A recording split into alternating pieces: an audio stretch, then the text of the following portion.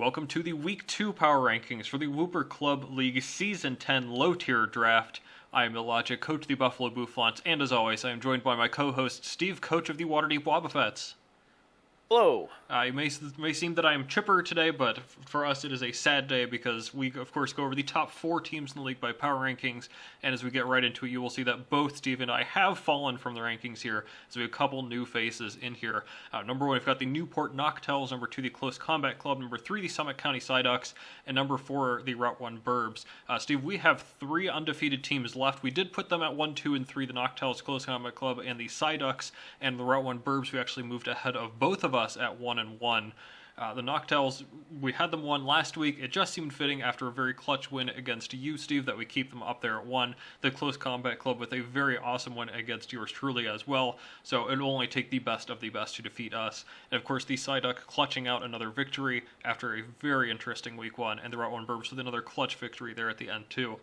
We'll go over this really quickly because we also want to touch on a little bit the teams to watch. We have ranked the 5 through 7 teams here a little bit, the Waterdeep Wobbuffets, the Buffalo Bouffalant, and the Seattle Steamrollers. So Steve, we were talking about them a little bit because these teams faced each other quite a bit here, and there was a lot of interplay between some of these top teams. What do you think makes the top 3 teams stand out that were 2-0, maybe even the top 2 above the other one, and why? Maybe touch a little bit on why we put Michael ahead of them, just a little bit before we get into the matches here. Yeah, so for the Noctowls and the Close Combat Club, what really stood out to me is not only the 2-0 victory, but the wins against historically strong competition being us. Those 2 wins we kind of are valuing quite strongly, and they both had fairly dominant performances in their games where they were able to control the games and come out with key victories. For the Psyducks, they're in that number 3 spot. Although they are also 2-0, they didn't beat Nate or I, so how good can they really be? Exactly. But also, looking back at their week 1 game, it came down to hitting that 20% stone edge miss. And if, instead that 80% hit happened, that would have been an entirely different game and probably a loss at that point. So that coming down to that RNG is, pushing them a little lower in our rankings. And then the Burbs for that same RNG flip is why they made it up to number 4 for us. With a difference of a stone edge hitting, they would likely be 2-0 and be in conversation for that 1, 2, and 3 spot. However, with that loss, but a close win in week 2, we feel they're flirting with 1.5. So we're putting it up there at number 4. Pretty much that. We want to give a little respect to everyone else here in the league. You are to notice that we are coming for your top spots.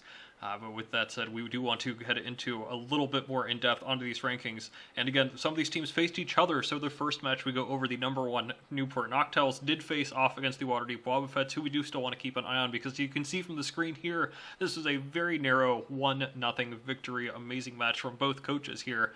The Noctels with the Noivern, Kangaskhan, Mudsdale, Blaziken, Raichu Alola, and Berserker. And Steve and the Wobbuffets with the Chandelure, Sharpedo, Virizion, Pilliswine, Drampa, and Licky Licky.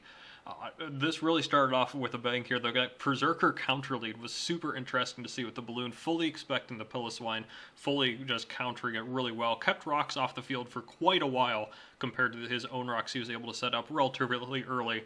But the positioning game was strong, and Steve did eventually get those rocks up, I believe before even a single KO had happened as well, which was very, very fun to watch.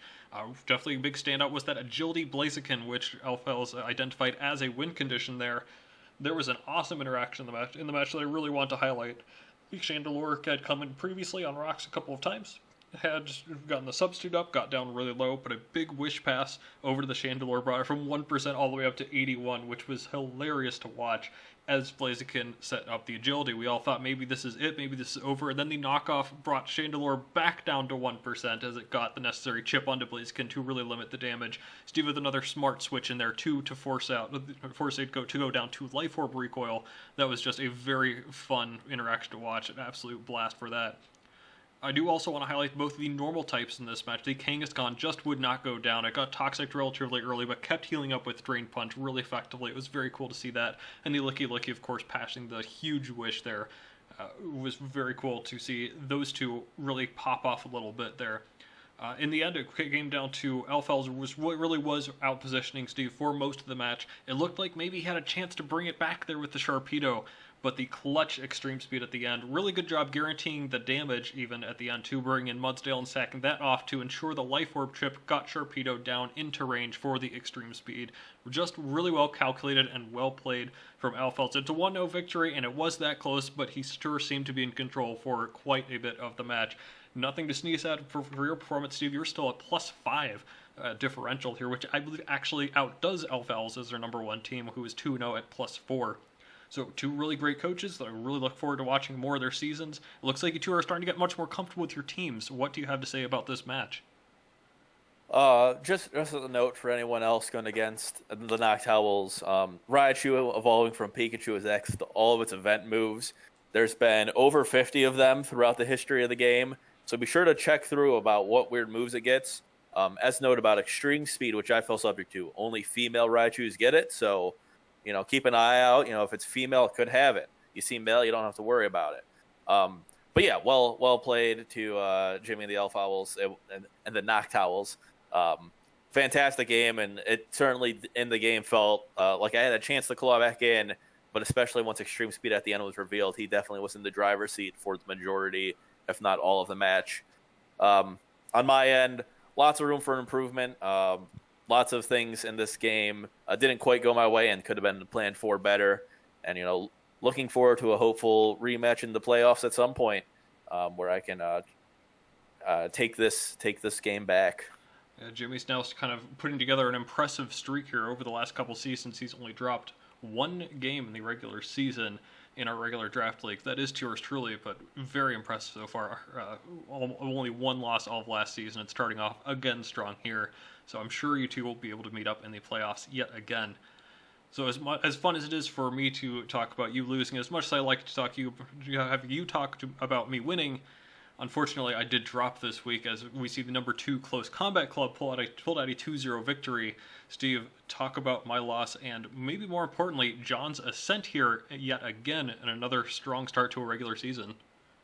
Yeah, so John and his Close Combat Club brought a team of Jellicent, Machamp, Registeel, Xatu, Manectric, and Persian Alola against Nate's Buffalo Bouffalant, bringing a team of Aerodactyl, Tentacruel, Mesprit, Pissimian, Frostlass, and Clawitzer. And as you can see now, the Close Combat Club did secure that 2-0 victory.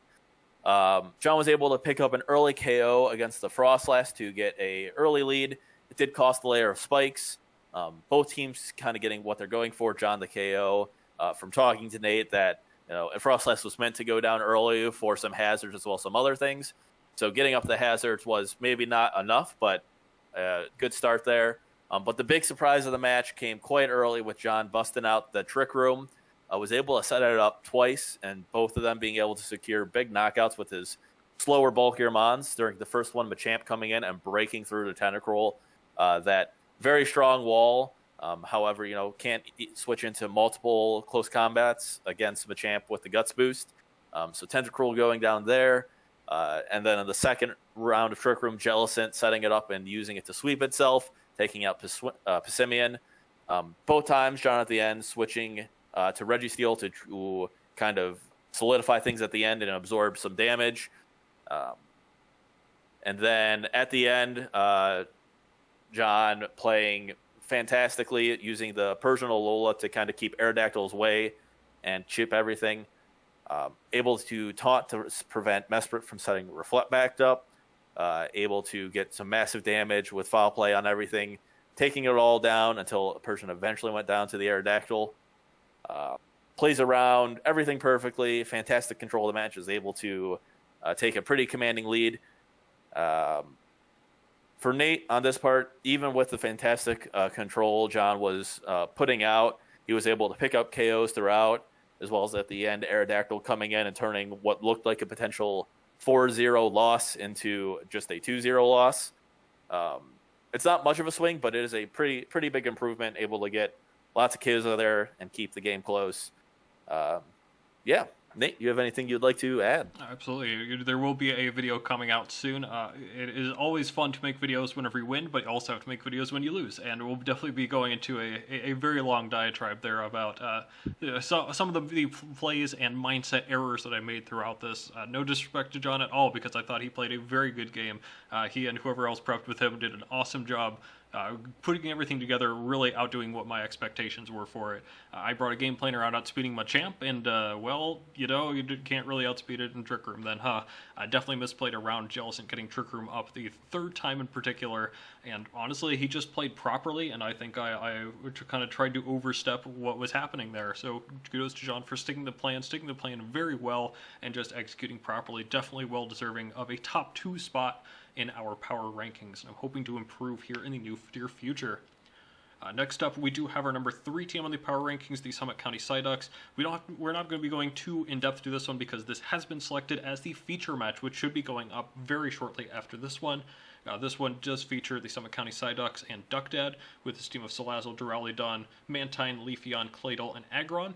So just a very quick kind of summary here. Mantine, I am just convinced walls everything. I used it very effectively back in Season 6. It's being used incredibly effectively here again, where it's just able to absorb everything that comes its way, especially those Mons that are only packing a single water move and able to dodge everything else. Salazzle is fast and strong. Leafeon was a great bringing this matchup, and that Aggron actually it came through a little bit too, which is kind of cool.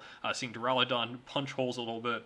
He just has a very good complete team, and if he's able to pivot around effectively as he has been recently, then maybe this undefeated streak will continue. And unfortunately for some of us, we still have to play a couple of these undefeated teams, and I am not looking forward to that myself.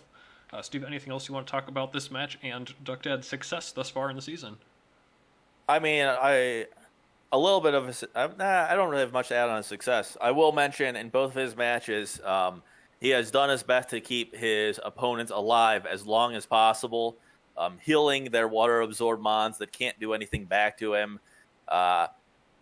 Just trying to elongate the battle and torture his opponents. I'm not sure if that is a winning or good strategy, but we'll see how it turns out in the long run. As long as everyone's having fun, though, it's all good. What a sick, twisted soul. However, if it continues to work out for him, I don't think we have any room to talk. And finally, we will talk about the number 4 team in our power rankings, that being the Route 1 Burbs, who also faced off against a team that we want to watch out in the Seattle Steamrollers. Steve, take us through this match. This looks like a very close 1-0 victory for the Burbs. Yes. The Route 1 Burbs brought a team of Charizard, Vaporeon, Shuckle, Lycanroc, Sandslash Alola, and Flygon, and faced against the Steamrollers teams of Cinccino, Tauros, Rhydon, Eldegoss, Glowking, and Araquanid. And as you mentioned, 1-0 victory. On the side of the Burbs, honestly on both sides, early fantastic pivoting, going back and forth, using Regenerator Mons, using Wish, setting hazards up, taking them away with Rapid Spin. There was lots of play early for control of the game. The Burbs were able to break through first and able to remove Rhydon, the Rock Setter for the Steamrollers. However, shortly after, they did lose Vaporeon, their Wish Passer. So both sides kind of losing part of their kind of key rotating. And at that point, it kind of moved to set up your breaker, see what they can do. Flygon's going first with Dragon Dance Flygon. Getting up 2 boosts, although getting poisoned to limit its time. Is able to break through a couple Mons. Chad and the Steamrolls were kind of able to limit it, using Glowking to bait out a ground move for Eldegoss to switch in on, and then between Giga Drain healing and just general recovery, able to stall out the rest of Flygon to minimize the damage it was able to do. In kind of the mid-game, the Burbs risked their sleeping Shuckle to try and get a layer of webs out to help clean up at the end, and ended up paying off with a, I believe, middle turn sleep wake up on Shuckle to reset up webs as it proceeded to faint that turn due to a Future Sight. With the Future Sight hitting there, it was a free switch in then for the 3-3 remaining of the game, with webs up to support the Burbs, which were key in allowing Lycanroc able to break through everything at the end. However, there were some walls in the way, specifically the Glowking. So to that end, was able to, with the likes of Charizard and Sandslash Alola, break through Glow King and reduce its HP to the point such that Lycanroc could clean up. And then at that point, Lycanroc cleaned up, took out the Cinccino, the Tauros, and the Glow King, and was able to secure the 1-0 victory.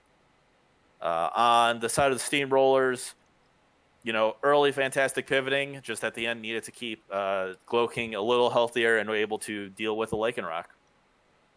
But Nate, do you have anything else you'd like to add? Yeah, it was a well-deserved victory for Michael for sure. Very impressed with some of the pivoting early on with Vaporeon especially. Maybe risked a burn on the Flygon a little bit early, but that was totally fine there. I think what stood out to me in this match for him was I was very impressed by the Sandslash Alola.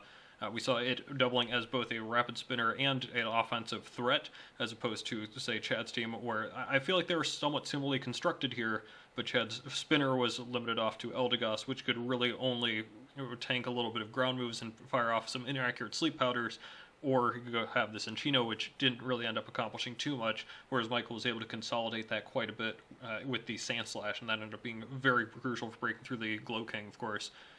The team has a little more oomph that I think I gave it credit for, so this could be a lot more scary to deal with if he continues to play well with, especially the Wishing, and again, keeping the Shuckle healthy to get those webs up at the end too, and to help facilitate those other mons. It should be very scary. And for Chad, definitely glad to see him use the Glow King well. I think that's a little bit of a Chad mon here.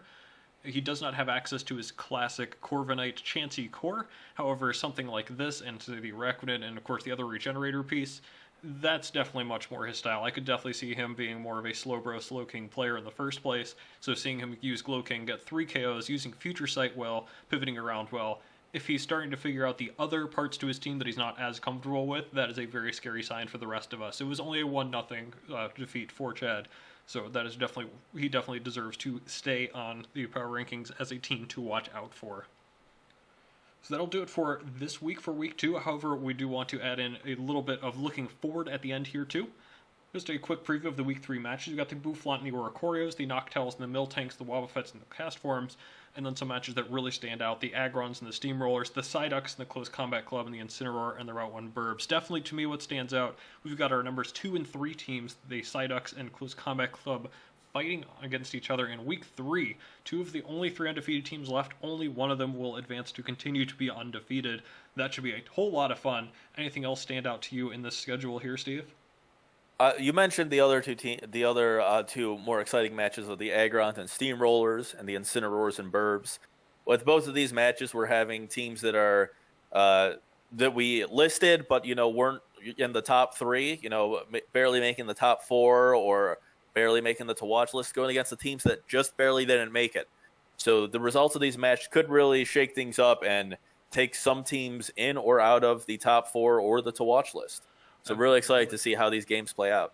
Some teams need a strong end here to the first half of the season, which we are halfway through the first half, if that means anything.